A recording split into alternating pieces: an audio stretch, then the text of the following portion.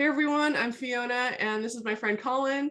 Colin and I go way back. I think we've known each other for what, 15 years? Since I think 2005. Yeah, so back in Bruce Cook's piano class.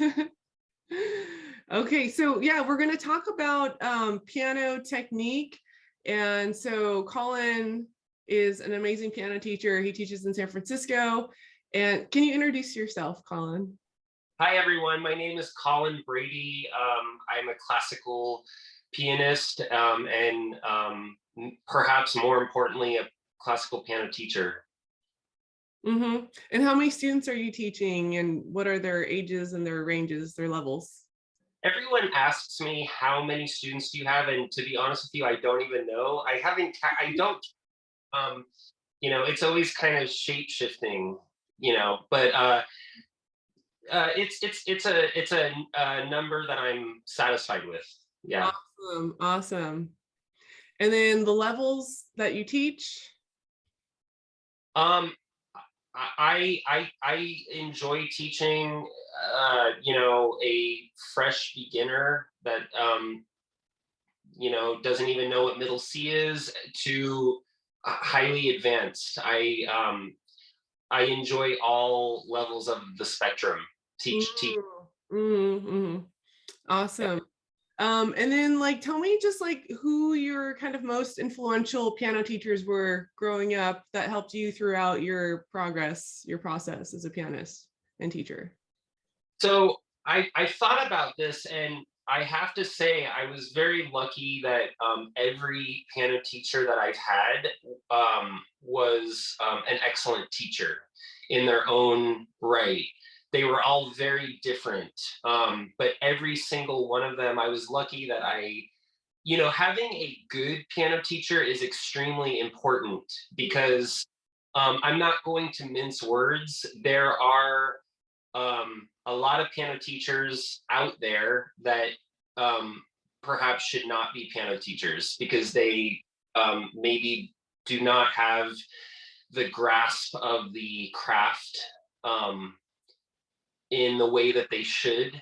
And I was lucky that all the teachers that I had were excellent and very different, like I said, but I can't really I don't want to distinguish any one particular teacher from another.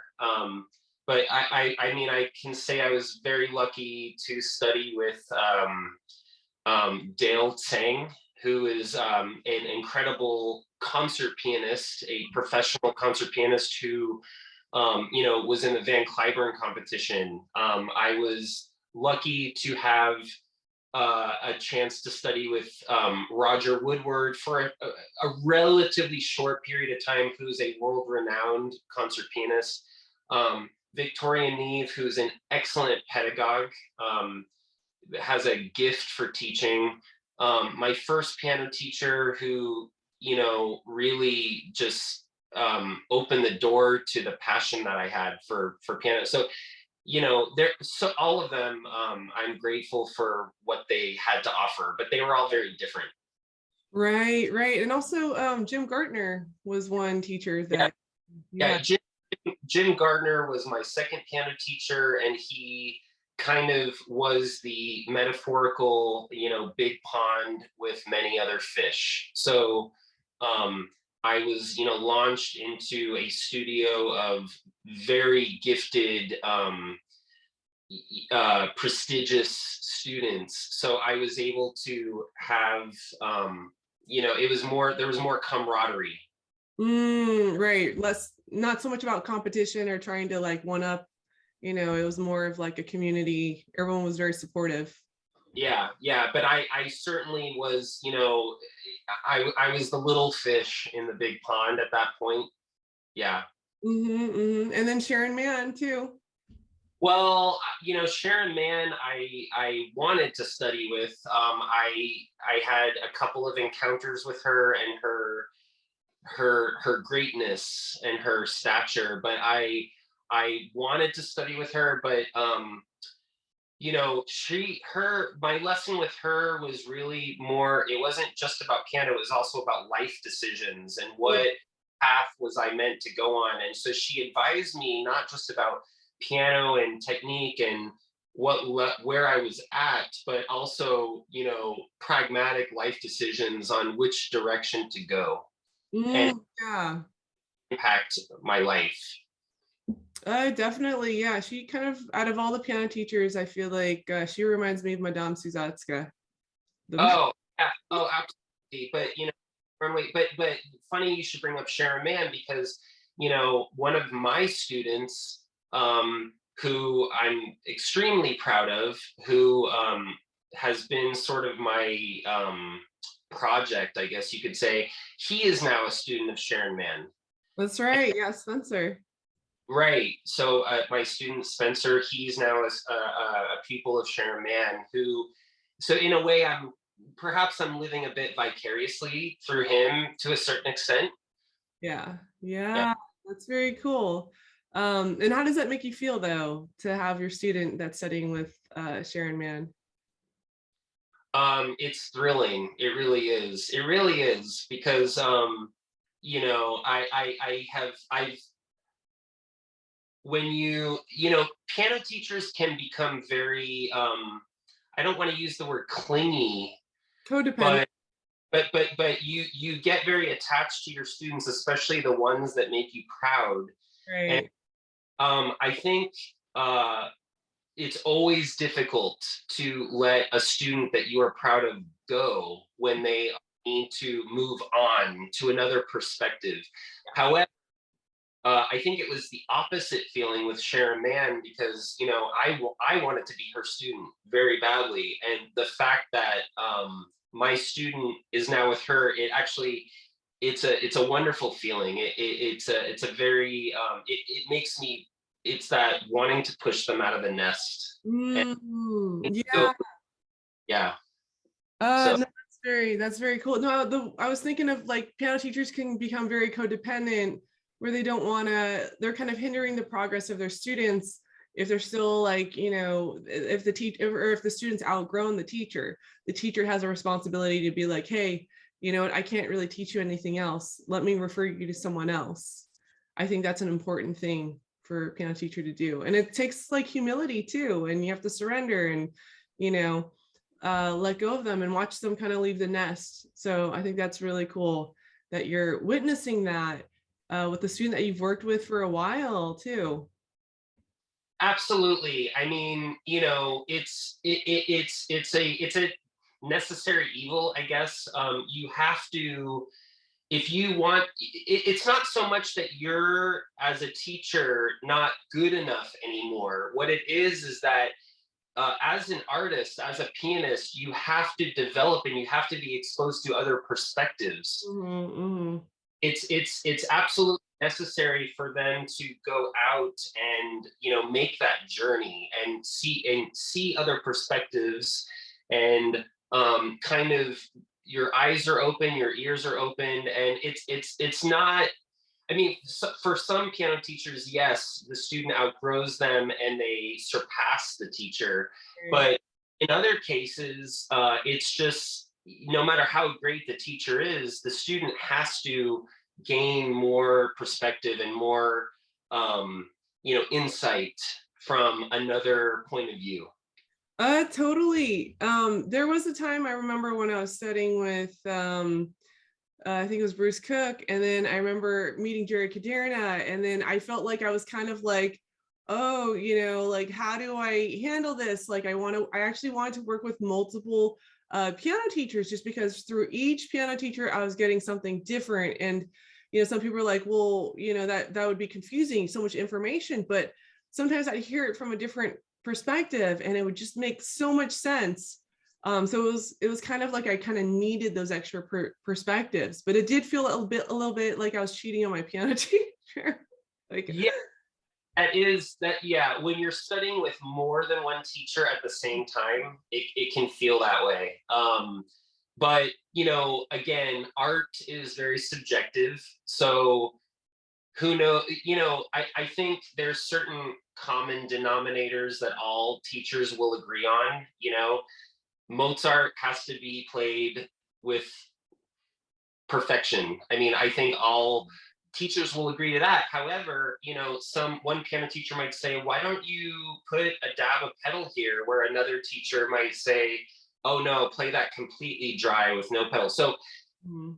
that's, and then the student has to sort of come to their own conclusion, hearing two different suggestions. So that's where the subjectivity comes in. But then there's also these, absolutes, which have to be, um, you know, we have to conform to. Yeah, definitely. So yeah, let's kind of move on to talking about piano technique. So how do you approach piano technique with your students? Do you have a protocol that you do with every student? Is it individualized? Talk a little bit about your process.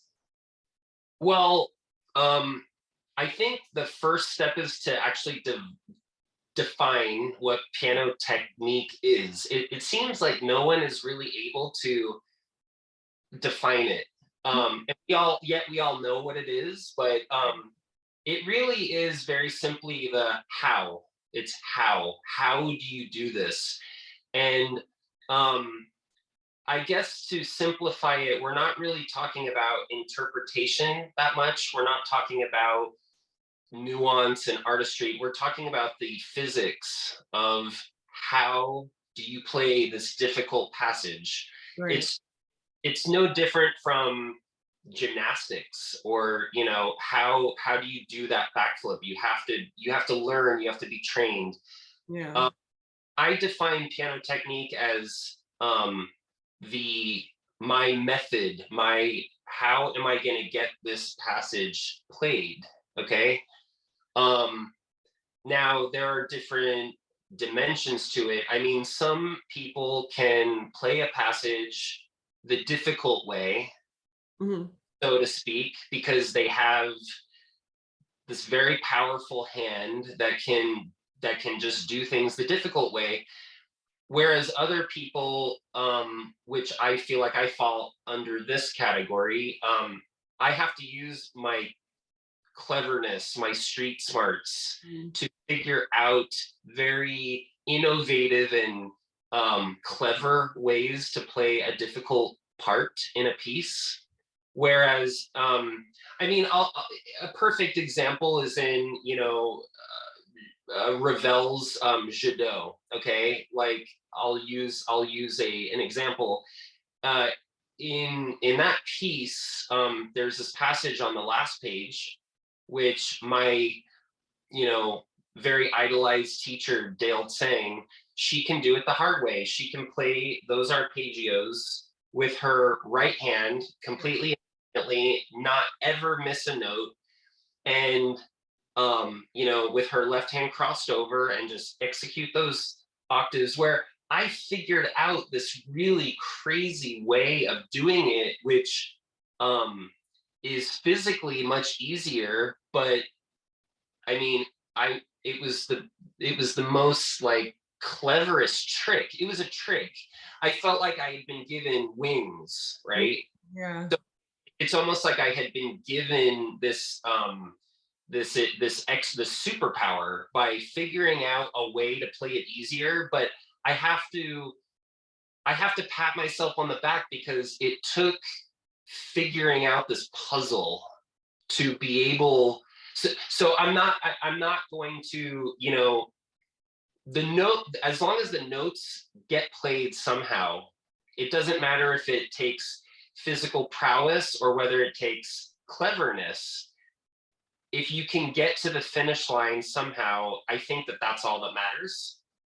Yeah. Yeah, Yeah. no, I agree. I remember working on La Valse with you, the two piano version, and you wrote out the fingering for me because I was going to do that whole arpeggiated part with just my right hand, and you're like, no, actually, why don't you use your left hand right here, and then the left hand will play that bass note, and yeah, it actually made it so much more easy, even though it's notated for the right hand to do all of that by itself. Kind of doing the left hand in there just really made more sense actually, and it wasn't as hard. So is that cheating? I think if you can execute the same thing and it sounds the same, or maybe even sounds better, maybe because it's like effortless, it's actually a better thing to do versus trying to muscle through it and really trying to, choreograph those flips every time you do the arpeggio. Yeah, so I agree. I think that like what I've noticed with when I look at your sheet music is it's like notated like crazy. It's almost like every note has fingering to it. And I know like your Bach, like your the preludes and fugues, you're working on those right now. And so fingering is really, it's like it's almost impossible to play Bach if you don't have the fingering like set. I mean, I know sometimes you can kind of try to fiddle around and kind of try to fake it, but it's not going to sound the same if the fingering isn't efficient. Right. Well, I mean, Bach, for example, you can't really. I mean, there are people, there are exceptionally gifted who can sight read through a Bach fugue or a Bach prelude, but I think it requires a tremendous amount of planning, and just like anything does, like like if a play or a musical or a ballet, you have to plan the choreography. You Mhm. have to, in order to deliver the passage, it has to be a thought out, um, strategic, um, choreographed fingering Mhm. that is going to deliver um, the result that you want. As far as is this cheating, you've brought up a very interesting topic, because we have to ask ourselves, is piano music, as classical pianists, Mhm. is this just about music? Is it just about sound? Is it just about um, the oral? Or is it perhaps also the visual? I mean, you go to the San Francisco Symphony, and I'm in San Francisco, you're not far from San Francisco, and you better, you're guaranteed that if you buy tickets ahead of time, and there's a piano concerto, the keyboard side is sold out Oh, yeah. before the opposite side. Mhm. So is music performance a visual experience as well? And um, some pianists are very adamant about, no, I'm not going to do it that way. I want to show that my right hand can do all this work. So it's not just about the sound, it's about the visual, it's about trying to they all have their reasons, but you could argue that you know I'll bring up Ravel and Prokofiev again. They both wrote piano concertos for the left hand, and they wrote those for friends of theirs who had lost their right arm. Now, they're great pieces of music, though. So could a pianist who still has both of their hands simply play it with both of their hands? I mean, is this about principle? Mhm. A great piece of music. So, like, I would say, I mean, there's going to be pianists who have both of their arms that sit there with their right hand on their knee the entire time, and they will play this piece with their left hand out of principle. It's almost like a religious experience. Mhm. Whereas if I love the pieces enough, I mean, I personally prefer the Ravel G major concerto. Mhm. I was to play either one of them, I would probably pick that one. But if I loved the left hand concerto, I would probably just play it with both of my hands, because why wouldn't I? Right. Like, would I waste that? Why, if I had a third hand, I would use all three of my hands. This is what sets me apart. Um, I mean, and to really simplify it, it's like to the very, backbone of the definition. If there is a passage where, the left hand isn't doing anything and the right hand is doing all this work, why not have the left hand help out a little bit? Right, right. Why not? Yeah, no, it's a really good point. I had going back to the Bach fugues, I'd have one of my teachers, Ken Gartner, have me play the top line with the right hand, and then my left hand would play the alto line, and we just take it apart, before having just that one hand play those two lines together. And it just, you were able to hear everything, just kind of separating the parts. But I remember in the cadenza and the first movement of the Rock 3, you helped me with the fingering with that.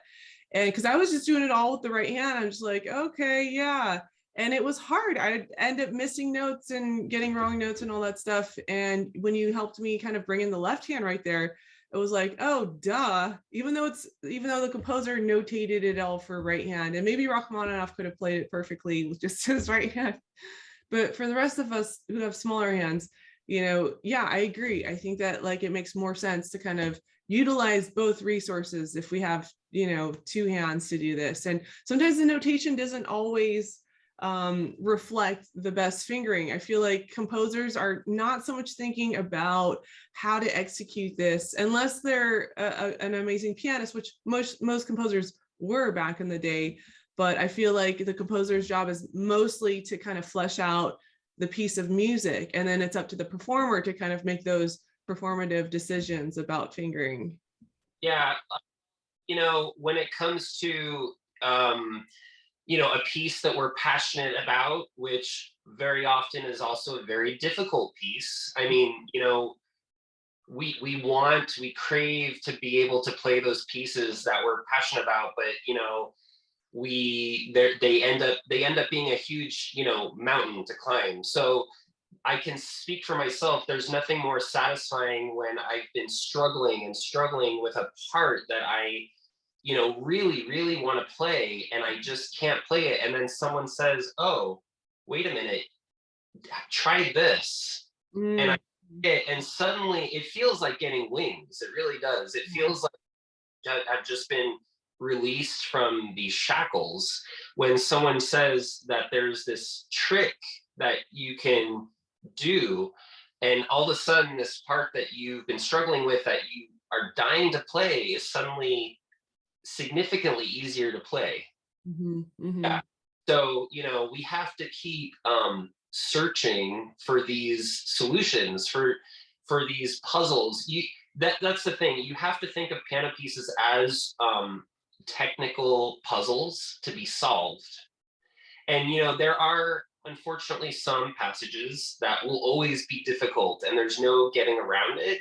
But you still have to search and try different things if something remains really a struggle and difficult.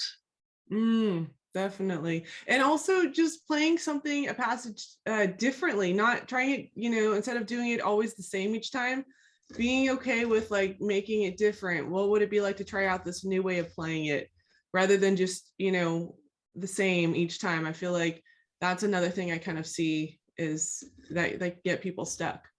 Right. So besides fingering now, what else regarding piano technique that is something that you think is very important for people to know? That's that's such an infinite question. I know. Yeah, just as far as like the most fingering is very important. What about like because you took Tubman technique a little bit, right? Oh, well, the thing is, here's the thing. Okay, so the fingering, which I so adamantly write into my score, that's only what you can see. Right. The fingering is only as useful as also the motions that need to be employed. So the fingering, you actually write. We have a non-abstract way of writing the fingering. We use numbers, right? So, but it will only work if you're moving correctly. Like, for example, the keys, if you look at a piano keyboard, you look at the white keys, look at how long they are. You don't, you are supposed to hit the keys at various points. And that's not written in the fingering. It doesn't say, well, sometimes I'll write, be in, you have to be in the keyboard, like far in. Also, you have to use the wrist, you have to use the arm. The thing is, my first piano teacher, who was a wonderful piano teacher and a wonderful pianist, actually, it was mostly piano technique. I feel like it ended at the fingers. It was all about fingering. And my second teacher was the one who opened my eyes to redistribution, where I was playing the Pathetique sonata of Beethoven, and there was this part that very clearly looked like the right hand was supposed to play it, and he said, no, your left hand reaches over and plays those top notes. And I was just dumbfounded. I was astonished. I was like, I can do that? He said, yeah, you can do that. Because I was trying to play all those upper notes, all those upstairs notes up in the treble clef. I was playing them all with my right hand. And he said, you're over and plays those top notes while your right hand stays here. That first introduction to, wow, what's possible. Okay. Things like that. Bruce Cook opened my eyes to discipline and ways to practice, how to practice, not how to play, but actually how to practice, like, dotted rhythms in, fast passages and preparation. And then Dale, she was the one that really showed me the importance of how to move the arm, how to emancipate the arm, and how to, there's only so much the fingers can do.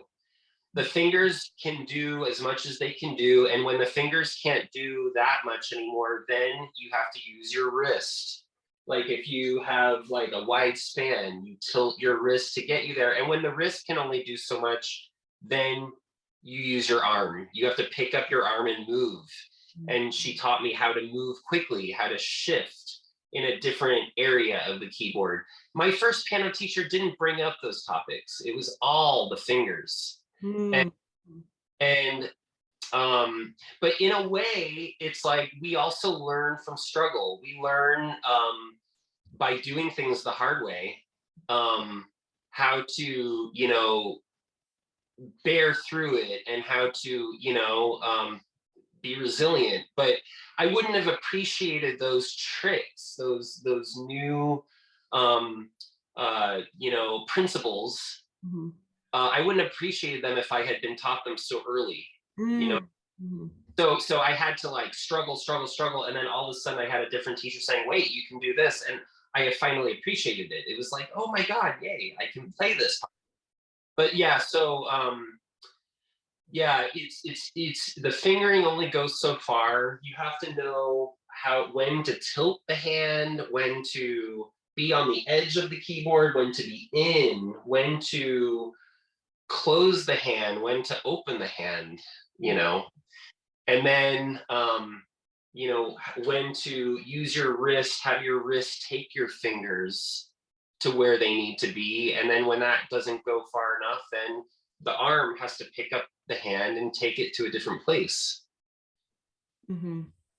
Yeah, I can relate to, when you're struggling with something, like I remember hurting my wrist, working on a certain specific piece and not being able to use my right hand. And then I realized, I was pushing, I wasn't really, playing with my core, with my back, using the arm weight. And that's when I was kind of taking lessons with Rebecca Bogart, the Tubman technique. I didn't know lessons with her. Oh, you didn't? Yeah, she's an excellent teacher. Yeah, and she very much endorses the Taubin technique. Yes. Yeah, yeah. So that whole thing changed my whole perspective on playing. I was like, oh my gosh. And then also Bruce Cook showed us freeing the caged bird. Do you remember that video? We had to watch that. That was more just like using the arm weight, using the weight of the shoulder. Um, and but yeah, I feel like that kind of got me into this place of playing effortlessly and not having to push, not having to muscle through certain passages. And it just completely, I had to kind of start all over again in a way. This was in my 20s.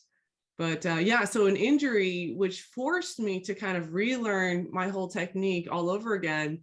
But in a way I was kind of grateful, because otherwise I was still injuring myself, kind of doing it wrong. Yeah, because if you hadn't have injured yourself, you would have continued playing with um, uh, unnecessary tension. And when you're forced to relax, which is, people laugh when I say, oh, you can injure yourself practicing the wrong way. Oh, They're totally. piano, like, of course, yes, like these are what goes on inside your hand, what we cannot see. It's very complex, the ligaments and the joints and the muscles, and what we go through to prepare or train for something is, the work that's put into that is unbelievable. Totally. And also like posture at the piano, like being stretching. Like I've had piano teachers that have had horrible posture, and they've called me out on it. Like, you don't want to be like your teacher.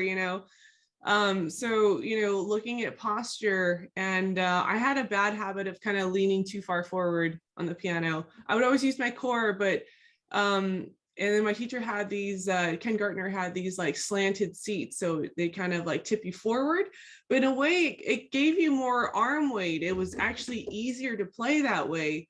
But on a regular bench it was like, oh, I didn't have that same kind of like forward kind of push. So yeah, I had to really kind of I think what I kind of relate most to my with the posture thing is any sport or any dance, you're using the core. You're kind of, the movement doesn't, a lot of the bigger movements kind of stem from behind you, right, rather than it just being, I mean, yes, for small passages it's just at the fingertips, but for larger passages it's definitely, and using the wrist rotation as well.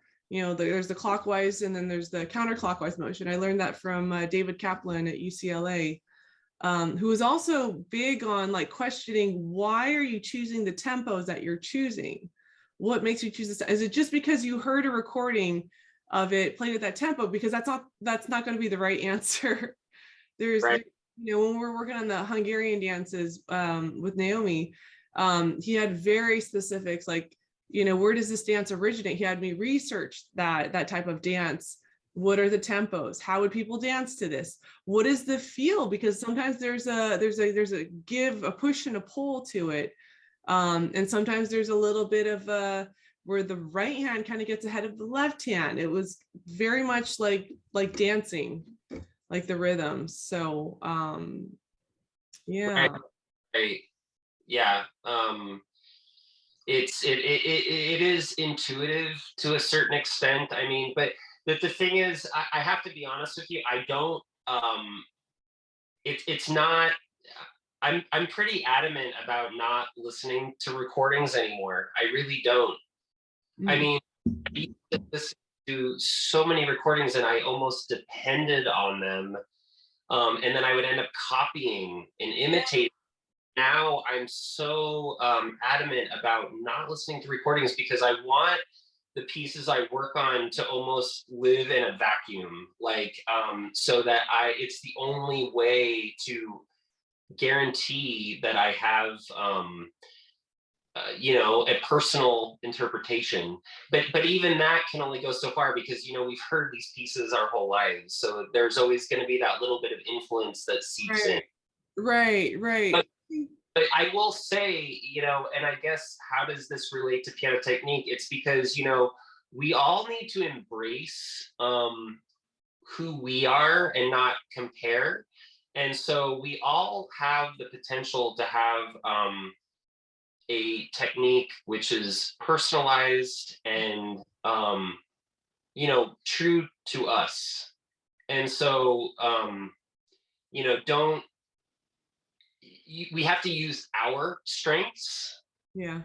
yeah, and try to embrace them, and yeah, not we wouldn't compare our hand to another person's hand, so why would we compare the playing or the interpretation? Right, right. And there's pianists that have small hands that have to leave out certain notes, and they make it work, or they roll the chords, like Elaine Grimal rolls the chords on the second piano concerto, the Rachmaninoff, and it sounds beautiful and it works for her. It's her style. It's so personalized. When we listen to recordings, and I know Bruce Cook was very much like, do not listen to any recordings while you're working on this. Because you end up just mimicking, you end up just trying to copy something instead of having it become, like you said, I think of piano playing as like dancing. It's like you go out there, you don't have to think about your moving your arm or moving your leg. It's just something that kind of takes over you. You kind of, get into the groove, and you are in that zone. And then I had Gartner, who would only listen to the recordings if the composer was performing them, which I thought, we don't have all these recordings from Beethoven and Mozart, but I guess when recording started in the 30s, first, I should know this, when recording started, then the composers would interpret their own music. That was something that he would be like, oh, if the composer wants it this way, then we should honor what the composer is saying. But there's also, the markings, the expression, the technique markings in the music and how to interpret those. And that's a whole other topic to kind of cover. But yeah, I agree. I think that we need to play upon our strengths and, minimize our weaknesses and our things that we need to work on for piano technique. I mean, well, just as a side note to what you were saying about, honoring what the composer wrote, I think a lot of us have this, regardless of how much we love them and admire them, we have this kind of assumption that composers are these scary, mean men. And I sometimes have to remind myself, like, if I have to slightly adjust a piece, and that's a very broad word I'm using, but if I had to, I have to think, like, would Haydn really get that mad at me? I mean, he was standing there, is he going to stand there with a whip and say no, or would he probably just say, huh, that also works too, So I have to just sometimes kind of tell myself that, if I, or with Schubert, or if I kind of just make an adjustment, and again, I'm not compromising the piece needs to stay preserved and conserved, but sometimes, as an artist, things have to adapt. Yeah, I think it was Franz Liszt who said, if you come up with a better version of the piece, then by all means, feel free to change some of the notes. I think that was Franz Liszt that said that he was just like, yeah, if you think the note sounds better, then, feel free to change it.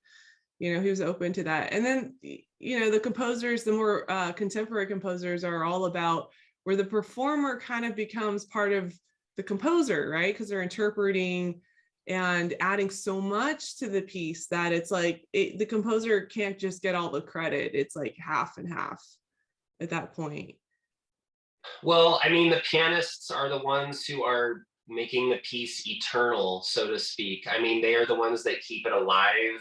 The recordings do the same thing, but I definitely, absolutely believe that the bare bones of the piece, the notes, the rhythm, do have to stay preserved. But a score could. We also have to bring these old pieces and bring them to the light of day and keep them relevant and keep them fresh. And so if there's a part which maybe was meant to be played without any pedal, and then in modern day someone happens to add pedal to a certain part, or even if a part is supposed to be staccato and the pianist feels like this part should be legato. I mean, these are philosophical questions, but is it a sacrilege to do that? Mm. Yeah, no, that's a good point. It's like I had a teacher that was very strict, no pedal with Bach. Right. Yeah, but the thing is, who came up with that? I mean, who decided that rule? Well, because there's no pedal back then, so it was like, oh, then you cannot use pedal because but then I had another teacher say, well, Bach didn't hear this in a detached way. He would have wanted these lines to be slurred and smoothed out. So it's like with the instrument, what the instruments capable of in those days, the organ and the harpsichord weren't really capable of playing the same way as a piano. So do we make those modifications? I think so. I think that Bach heard the lines as being legato, just these long lyrical lines, but to play them detached, there's also beauty in that as well. So with the electronic or what was it, they took like Baroque music and they made it all electronic, like in a Clockwork Orange soundtrack. Well, because Bach's music can be played on any instrument, and I don't pretend to be a historian, but I mean Bach played on an organ. I'm just speaking of keyboard instruments. He played on an organ, he played on a harpsichord, he played on a clavichord, he played on a virginal. So I don't see why I mean, Bach's music sounds beautiful on a piano, and I don't think he would have any objection to his music not only being played on a piano, but also being idiomatically adapted to piano. I mean, there are, I don't, why would, if a piano has a pedal, if a piano has the capability of playing forte or piano, why would he have any objection to that? Right. No, that's a good point. So we're gonna start wrapping it up because we're almost at time, but is there anything you want to add or say, maybe like words of encouragement or anything you would advise pianists, to be more aware of that you haven't already talked about? I would say that this is a lifelong dedication, and I want to sort of stifle the myth that there is some type of natural talent for the piano. I mean, talent is another word that we need to kind of dissect, and what it actually is. Right. But to piano take, I can't speak for other disciplines, but when it comes to classical piano, it is not an overnight accomplishment. It takes a lifetime, Right. or even more than a lifetime. And I like to say that Rome wasn't built in a day, and that even if you have talent or a certain ability or a certain intellect, you cannot, it takes dedication, it takes hard work, and it takes a long time. It takes a long time. Mm-hmm. And I want people who are ambitious in this art to accept that fact, that it's not something that can just crystallize overnight. and that, we've dedicated our entire life to this craft, Mhm. and that's what it requires. Mhm. And so there's no magic bullet or quick fix. Um, it takes a lot of disappointment, trial and error. It takes a lot of, it's not for the faint of heart. And, you know, that's what I would say. Yeah, no, that's excellent advice. There's no magic pill that's going to make it better. It's just a daily routine of working on this and being totally aware, totally conscious, and enjoying the journey as you go. So yeah, thank you, Colin. How can people find you if they want to hear your work? I am on YouTube. I have some. If you type in Colin Brady piano, you'll probably be directed to my YouTube channel, which is, I have to say, it's not the most. It's a kind of haphazard kind of channel. It's not the most put together, Very but DIY. I've gotten in the habit of posting certain footage that I'm not unproud of, and certain footage of some of my students. Um, and you can find me in San Francisco. I'm a very passionate teacher, and I believe I can help people if they are, goal oriented, or if they have a certain classical piano piece goal in mind. I am confident that I can help that person get to where they want to go. Yeah, I'm in San Francisco, so if you're in the Bay Area, I'm not that far from you. Cool. I'll link all the stuff below the video so people can find you and stuff. Thank you. Okay, thank you, Colin. Thank you, Um, Fiona. okay, Pleasure. we'll have you on this again because I feel like there could be a lot more videos. I think there could be a part two, because I Oh think yeah, we kind of just scraped the surface about piano technique, but maybe in a part two I could go over some specific, cite some examples of what the possibilities are. that would be awesome. So we'll definitely stay tuned for a part two, maybe a part three too. Okay, all right. Bye, Colin. Bye, Fiona.